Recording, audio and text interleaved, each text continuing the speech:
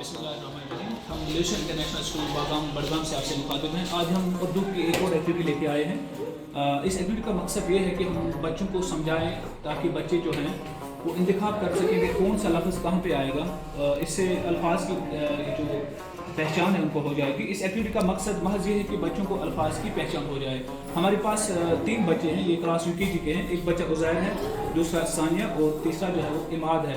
बेटा उज़ैर, आपके पास क्या लफ्ज़ इकबाल है। आप इकबाल को एडजस्ट करो, इसमें से इकबाल कहाँ पे लिखा हुआ है। वेरी गुड, आप देख लीजिए ये इकबाल लिखा हुआ है। इस बच्चे ने इकबाल की जगह ही एडजस्ट कर लिया है। उसके बाद सानिया बेटा, आपके पास किताब लफ्ज़ है, उस किताब को आप कहाँ पे एडजस्ट करेंगे। किताब की जगह। Very good. इमाद बेटा, आप मुझे बताएं, आपके पास कलम लफ्ज़ है, कलम।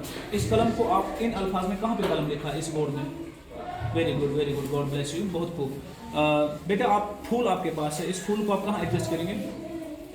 हाँ, फूल आप देख सकते हैं, फूल की जगह एडजस्ट हो गया। आपके पास रोशनी लफ्ज़ है, रोशनी सानिया। हाँ, very good, God bless you. उसके बाद आप बेटा आपके पास सेब लफ्ज़ है, ये सेब कहाँ पे एडजस्ट हो जाएगा। Very good. हमारे पास एक और लफ्ज़ है गुलमर्ग कहाँ पे एडजस्ट हो जाएगा। Very good. स्कूल, हाँ, शाबाश, वेरी गुड। चांद। तो इस तरह से एक्टिविटी जो इसका मकसद ये है, आप देख सकते हैं इस एक्टिविटी का मकसद ये है कि हम बच्चों को समझाएं कि कौन सा लफ्ज़ हम कहाँ पे एडजस्ट कर सकते हैं, ताकि बच्चों को जो है अल्फाज की पहचान हो सके, ताकि बच्चे जो पहचान सकें, अल्फाज की पहचान हो सके। उर्दू की एक्टिविटी का यही मकसद था कि बच्चों को अल्फाज की निशानदेही करनी आनी चाहिए। जज़ाकल्लाह खैर।